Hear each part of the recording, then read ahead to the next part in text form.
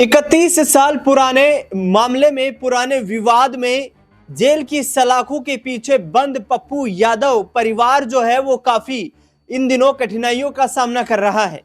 दरअसल बता दें आपको कि पप्पू यादव को 31 साल पुराने मामले में अदालत ने ये आदेश दिया कि पप्पू यादव को न्यायालय के समक्ष पेश किया जाए। दरअसल मामला ये था कि पप्पू यादव ने खुद भी कहा कि उस मामले में जमानत टूट चुकी थी और कई बार अदालत की तरफ से नोटिस जारी किया गया पप्पू यादव को अदालत में पेश होने के लिए, लेकिन अदालत में पप्पू यादव पेश नहीं हो पाए, जिसके चलते 6 फरवरी की आधी रात को पप्पू यादव को पटना पुलिस ने उठा लिया। पटना में उनकी गिरफ्तारी हुई, जिसके बाद पप्पू यादव की तबीयत खराब हो गई। उसके बाद उन्हें कोर्ट के निर्देश अनुसार पीएमसीएच में न्यायिक अभिरक्षा के दौरान इलाज के लिए भर्ती करवाया गया। डॉक्टरों की टीम ने पप्पू यादव को की स्वास्थ्य स्थिति को नियंत्रित करने का प्रयास किया और उसके बाद जो सुप्रिंटेंडेंट थे हॉस्पिटल के, उन्होंने ये कहा कि पप्पू यादव की स्थिति जो थी, स्वास्थ्य स्थिति थी, वो सामान्य हो गई थी, जिसके बाद उन्हें पटना की बेऊर जेल भेज दिया गया। दरअसल ये तस्वीर जो मैं आपको दिखा रहा हूं, इस तस्वीर को लेकर पप्पू यादव के समर्थकों का आरोप है कि पप्पू यादव अपने बेटे सार्थक रंजन से मिलना चाहते थे। पप्पू यादव को न्यायिक राहत नहीं मिल पाई है, कानूनी राहत का भी उन्हें इंतजार करना पड़ रहा है, क्योंकि एक कथित तौर पर मामला और सामने आया कि सोमवार को ही पप्पू यादव की याचिका पर, जमानत याचिका जो थी, उस पर सुनवाई होने वाली थी, लेकिन एक अविज्ञात जो ईमेल आता है जिसके जरिए कोर्ट को उड़ा देने की, बम से उड़ा देने की खबर सामने आती है, और जिसके बाद पप्पू यादव जो है उनकी जमानत की सुनवाई टल जाती है।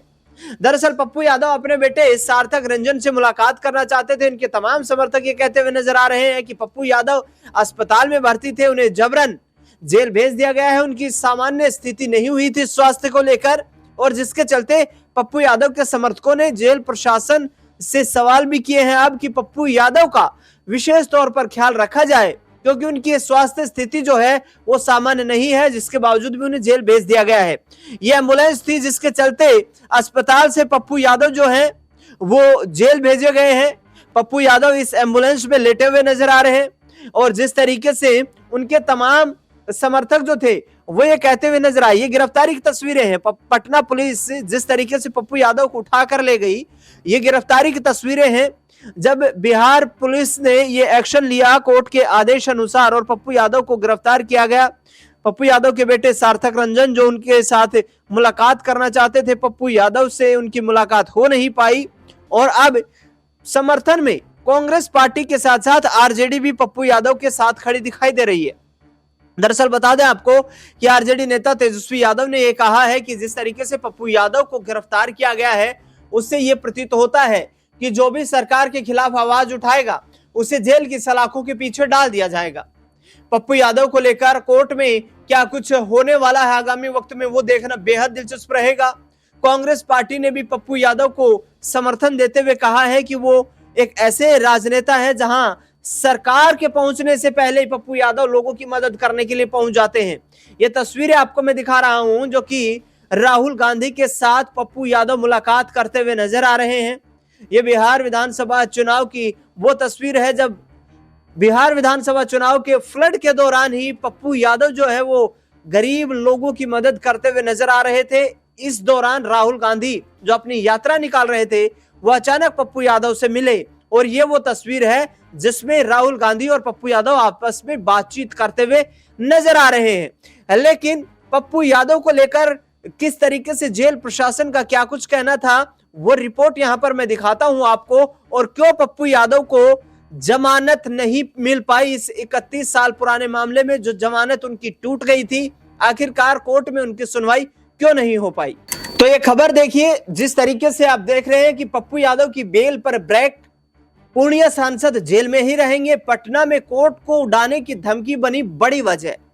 दरअसल ये खबर जो सामने आई है इसमें साफ तौर पर लिखा गया है कि पूर्णिया के निर्दलीय सांसद पप्पू यादव की जमानत याचिका पर सोमवार को सुनवाई नहीं हो पाई। पटना सिविल कोर्ट को ईमेल के जरिए बम से उड़ाने की धमकी मिलने के बाद एमपी एमएलए कोर्ट समेत पूरे न्यायालय परिसर को खाली करा लिया गया था। सुरक्षा कारणों से कोर्ट की कार्रवाई स्थगित कर दी गई, जिसके चलते पप्पू यादव की बेल पर सुनवाई टल गई और फिलहाल उन्हें बेऊर जेल में ही रहना पड़ेगा।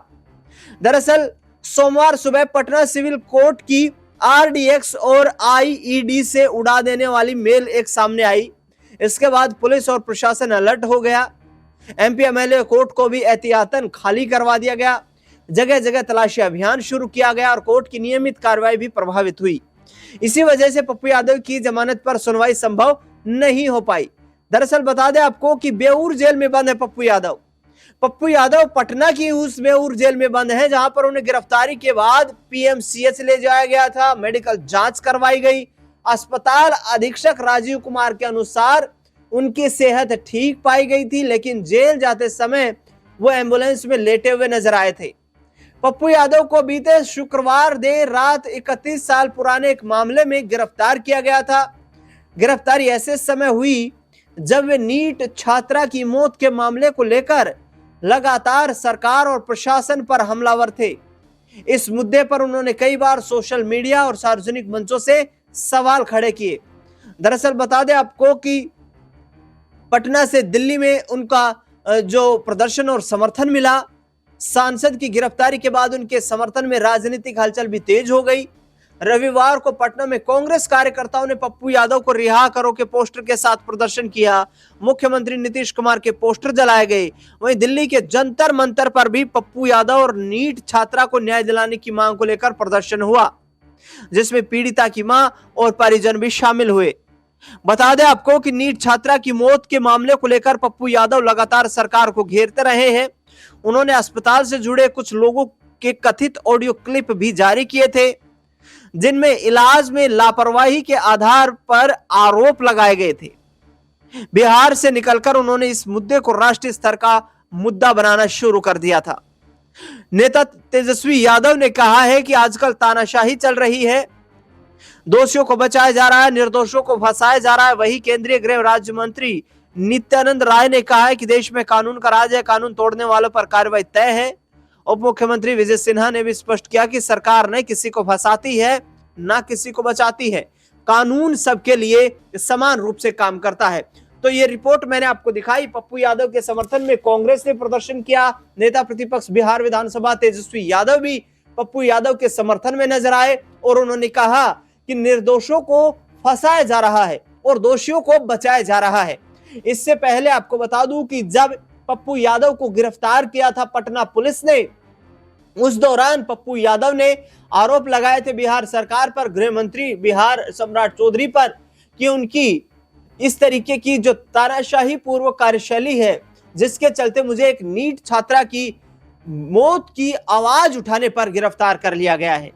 ऐसे में आपको बता दें कि पप्पू यादव के बेटे सार्थक रंजन ने उनकी गिरफ्तारी को लेकर निराशा व्यक्त की और उन्होंने कहा कि जिस तरीके से उन्हें गिरफ्तार किया गया है ये कानूनन प्रक्रिया के अधीन नहीं है। पप्पू यादव ने जिस तरीके के आरोप लगाए कि उन्हें ना तो वारंट मिला, ना कोई नोटिस मिला और जिसके बाद उन्हें गिरफ्तार कर लिया गया है। ऐसे में देखना दिलचस्प ये होगा कि आने वाले वक्त में आखिरकार जब न्यायालय के समक्ष उनकी सुनवाई होगी और न्यायालय में जब न्यायाधीश इस पूरे मुद्दे पर सुनवाई करने के लिए बैठेंगे तो फिर वो किन पहलुओं के आधार पर क्या पप्पू यादव को कोई राहत देंगे या अभी उन्हें जेल में ही वक्त बिताना पड़ेगा। इस पूरे मुद्दे को लेकर आपकी क्या राय प्रतिक्रिया है वो हमें कमेंट बॉक्स में आप जरूर बताएं। इस खास रिपोर्ट में फिलहाल इतना ही।